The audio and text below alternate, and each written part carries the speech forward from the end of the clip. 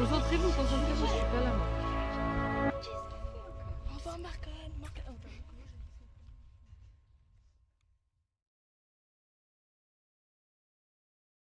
Je trouve qu'il y a une certaine stabilité dans le personnel. J'ai essayé, mais il me trouve pas la phrase. Moi j'aurais vendu au pire, j'aurais mis à eux. Démodé quoi. À la mode.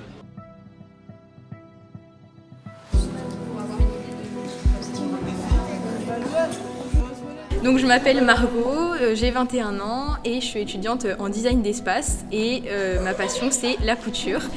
Et donc on m'a proposé de faire cet atelier donc cette semaine qui est donc sur la thématique des discriminations. Et donc là le projet c'est de faire un défilé donc axé sur les discriminations avec des tenues faites par les jeunes.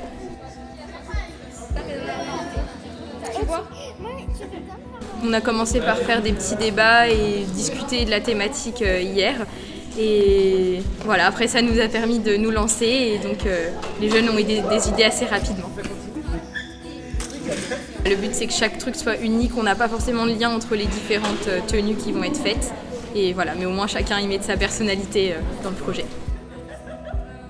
Quand on a commencé à parler de discrimination, ils ont vite su trouver les différentes formes et c'est qu'ils étaient quand même informés et conscients de ce qui se passait. Donc c'est bien parce qu'au moins c'est plus facile pour les lancer sur la thématique, au moins ils savent de quoi on parle.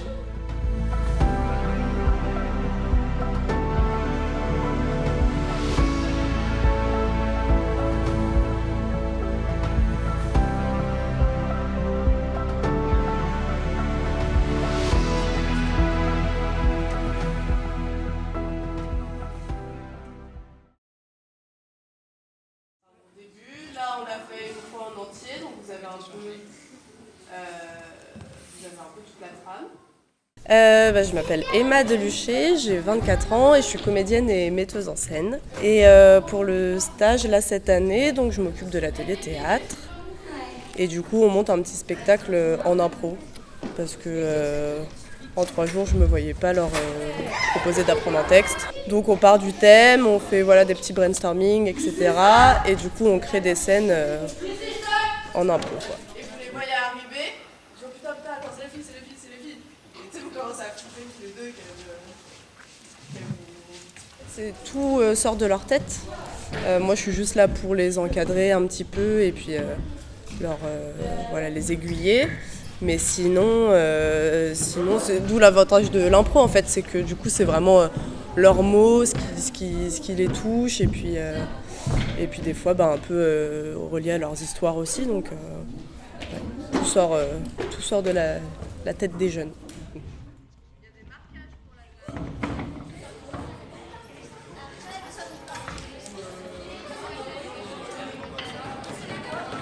Moi de base je suis une grande timide. Et je sais que dans mes groupes de jeunes, il y en a aussi. Et je trouve que le théâtre, c'est une bonne façon de faire passer des messages de faire passer des messages à travers du coup des personnages qui sont un peu à l'extérieur de toi. Donc, ce qui me plaît, c'est que je trouve qu'ils le font avec beaucoup de légèreté. C'est la seule chose que je leur avais demandé aussi d'ailleurs avant qu'on commence à créer les scènes. Mais comme le thème est assez lourd, les discriminations c'est lourd, je leur avais demandé qu'on essaye de pas tourner le truc à la rigolade parce que c'est pas drôle, mais via les personnages ou la mise en scène et tout, d'essayer d'apporter un peu plus de légèreté et tout ça, qu'on ressorte pas du spectacle en pleurant quoi. Et ils ont tous trouvé que ce soit un petit trait de caractère, une petite blague et tout à rajouter dans leur scène, ils ont tous trouvé un peu de légèreté à rapporter. Du coup c'est ça que je trouve sympa dans le groupe. Elle a une haleine mais de Fennec. Ah non, j'ai failli gerber, rien qu'en s'en pensant. Ah non mais... Elle pue la gueule mais...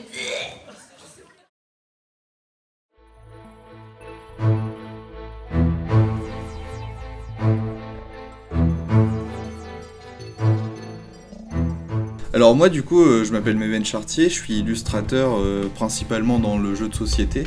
Je fais aussi du graphisme à côté et je fais de l'exposition parce que je suis artiste peintre. Et aujourd'hui à Pas de Lézard et pendant cette semaine, on organise un atelier de création artistique dans le but de créer le décor du spectacle qui va avoir lieu jeudi soir. Et dans l'idée, on aide aussi un peu tous les autres ateliers. On est un peu l'atelier qui vient prêter main forte quand il y a besoin de trucs un peu design. Par exemple, là, à la danse, ils ont besoin de faire des t-shirts personnalisés. Donc ils ont ramené des t-shirts blancs, on va mettre des pochoirs dessus, on va taguer les trucs pour avoir un petit décor, quoi, un petit truc esthétique. Au début, en fait, c'est un peu vaste comme sujet. Du coup, c'était un peu dur de trouver une ligne directrice. Mais au final, on a vite trouvé des idées, puisque quand même, le harcèlement, c'est quelque chose d'assez explicite en termes d'image, je pense. Et non, au début, c'était juste un peu dur de trouver des idées, mais maintenant, on est parti sur des trucs. Ils sont tous assez motivés, et tout le monde fait un petit peu son propre dessin dans son coin. On essaye de mettre ça en commun. Mais c'est vrai que le dessin, c'est quelque chose, on n'a pas l'habitude de faire ça à plusieurs. En général, c'est un art qui est quand même assez solitaire. Mais du coup, c'est pour ça aussi que c'est cool de se rendre compte qu'on peut faire des projets à plusieurs. Je pense que c'est ça la vraie force de cet événement, à mon avis.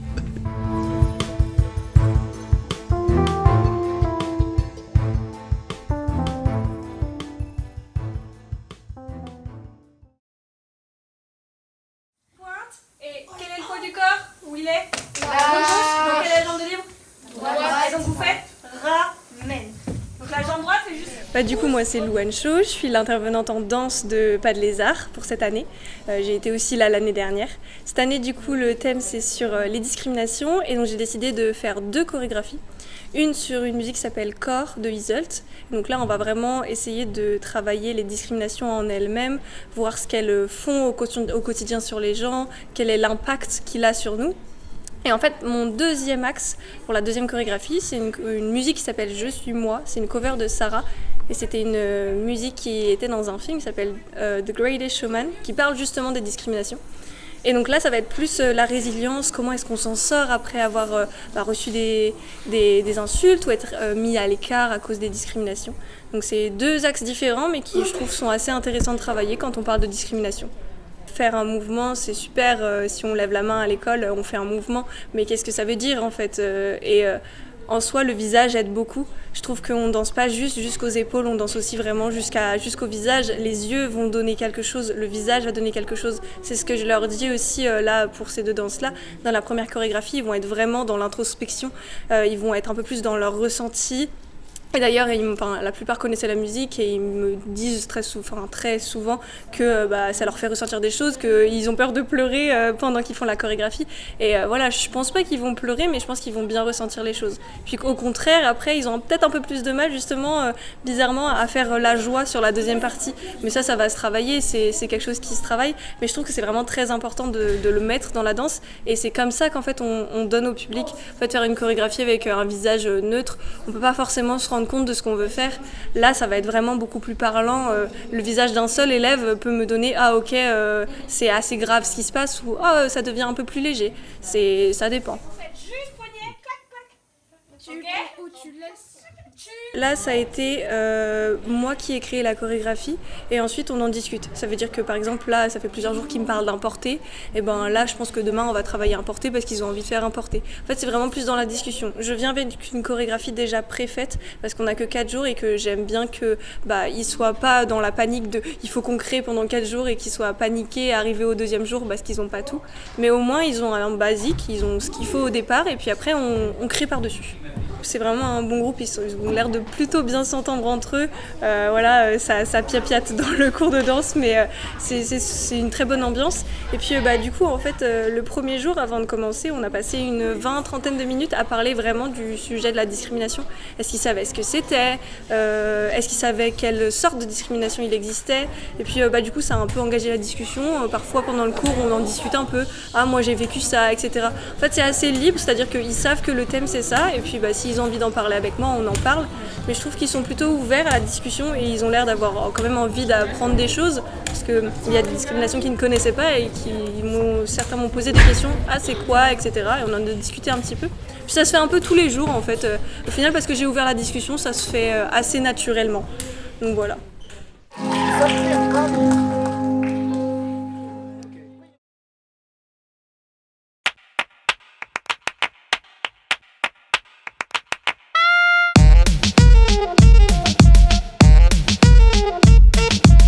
Ok, bah moi c'est Lenny Gémon, DJ James pour on va dire les scènes. Là aujourd'hui ce qu'on fait c'est un atelier DJ. Donc tout simplement j'apprends aux filles en l'occurrence parce qu'il n'y a que des filles avec moi. Je leur apprends à mixer. Le but c'est de leur apprendre à mixer mais avec un objectif derrière. On fait une scène jeudi soir et donc j'essaie de leur apprendre en fait ce que je fais tout simplement. Et justement, enfin moi je trouve ce qui est sympa c'est de surprendre en fait les parents de leur jeune âge, de pouvoir en fait surprendre tout le monde avec un set qui a été préparé en 3 jours tout simplement. La discrimination c'est vraiment un sujet très vaste. On peut en parler à travers la musique, il y a d'autres ateliers à travers le dessin, à travers la danse, à travers beaucoup de choses. Nous la différence c'est qu'on va pas le créer, par exemple en danse ils créent leur propre danse, dessin ils créent leurs œuvres. Nous on va créer notre mix à partir de musiques déjà existantes. Donc ce qu'on va faire c'est que j'ai dit aux filles de choisir des musiques et en fait après les musiques on va les décortiquer. Aujourd'hui il y a toujours dans quasi chacune des musiques, on parle d'un problème, alors ça touche la discrimination à petite ou grande échelle, des fois ça va être plus intense.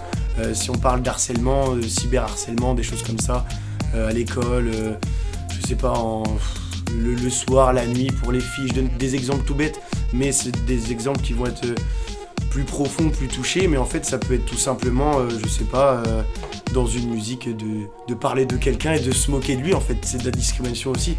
C'est pas parce qu'une musique n'est pas triste qu'il n'y a pas de sujet de discrimination à l'intérieur.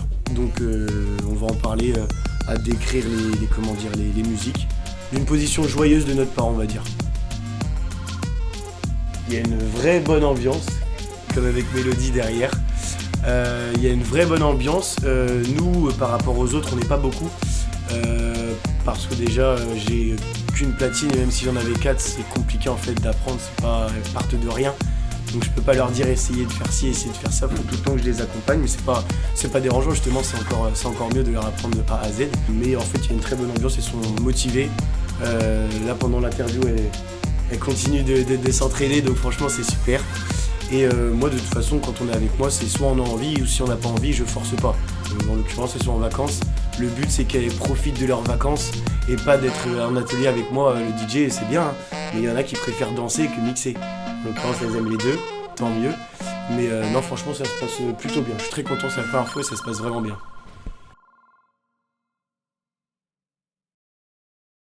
Ouais c'est 1 minute de plus. 2 minutes 40.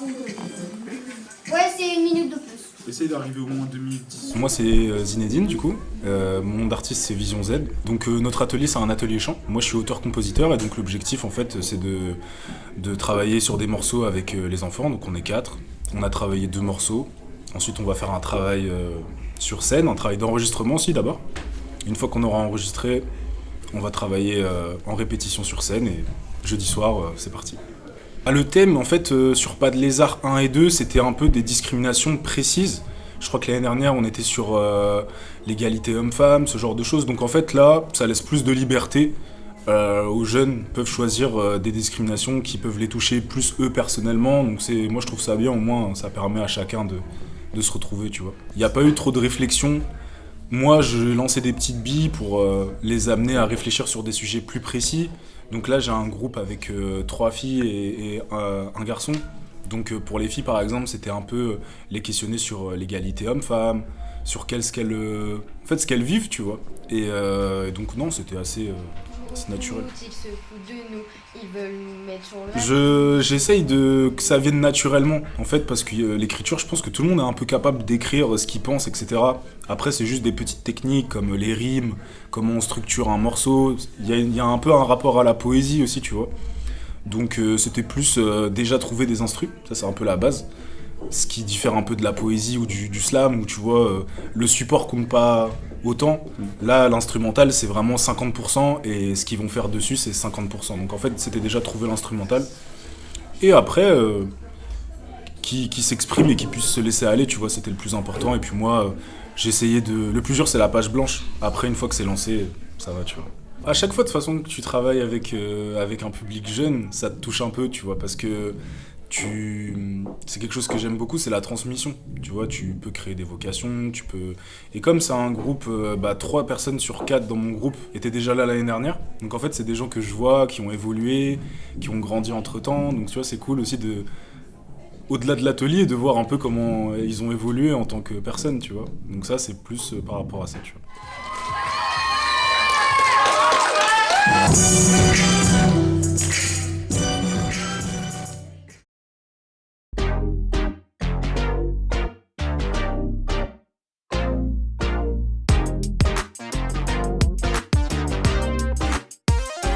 Du coup, moi je suis Morgane. J'ai commencé à travailler en audiovisuel depuis cette année. Avant ça, je faisais des concours de court-métrage depuis que j'ai 9 ans. Donc c'est aussi ce qui m'a donné envie de transmettre l'audiovisuel aux jeunes. L'atelier audiovisuel à Pas de Lézard, l'idée c'est de permettre aux enfants de créer une vidéo de A à Z, que ce soit sur la partie écriture, tournage et montage.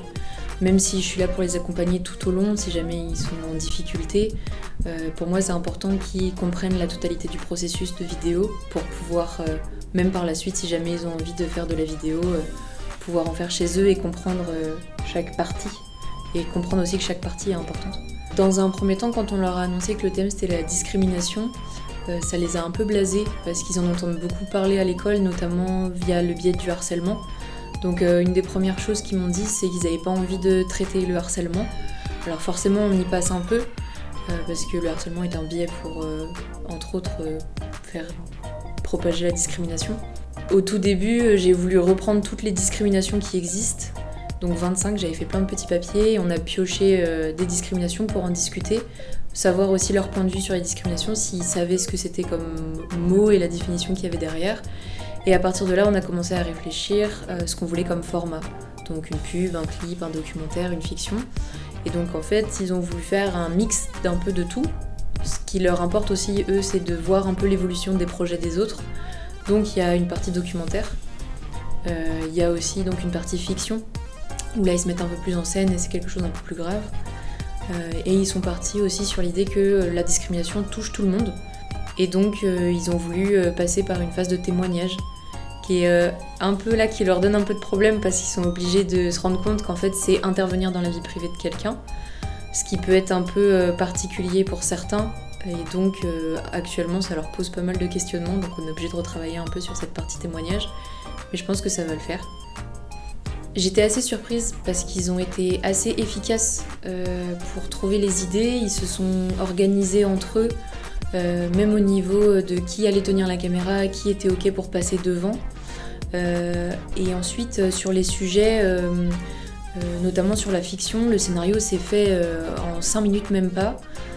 Pareil pour les témoignages, le documentaire c'est plutôt simple parce que l'idée c'est de passer de groupe en groupe, donc ça se fait au fur et à mesure de la semaine. Et ça me permet aussi de travailler un peu jour après jour avec eux sur le montage pour éviter qu'il y ait un gros bloc à faire et que le jeudi on soit juste derrière un ordinateur. Donc c'est plus interactif pour eux. Et là, je les laisse en autonomie, notamment sur le documentaire où ils partent avec la caméra et ils me disent « Ah bah on a envie d'aller filmer tel groupe », ils vont filmer tel groupe. Et je leur fais confiance et j'ai raison parce que quand je vérifie les rushs, bah, c'est net, les plans sont intéressants, ils ont posé des questions même aux gens. Donc je suis plutôt agréablement surprise de leur efficacité. C'est le tournage qui les passionne le plus à chaque fois parce que c'est la partie où on manipule, où on bouge, où on va faire des choses. La partie écriture, elle est relou, on est obligé d'être sur une chaise. Au début ça les intéresse parce que c'est nouveau, ils savent pas ce qu'ils vont faire. Mais au bout d'un moment, quand ils voient que le projet commence un peu à se définir, mais qu'il n'est pas tout à fait défini, c'est là où ils en ont un peu marre, ils ont envie de bouger. Donc en général, c'est là que je leur fais découvrir le matériel. Et puis la partie montage, je travaille aussi beaucoup chez moi pour leur mâcher le travail, pour qu'ils fassent une découverte du montage plutôt qu'un montage vraiment embêtant à rester derrière un ordinateur.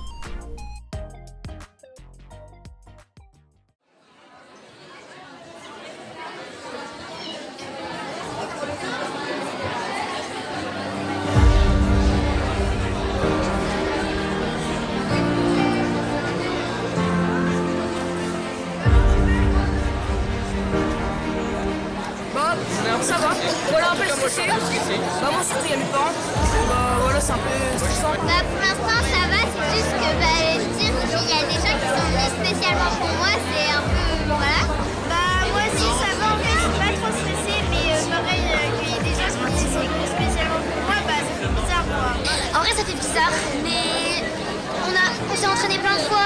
suis pas si stressée que ça peut aller. Moi en vrai je me sens bien, enfin je suis pas stressée, ça va.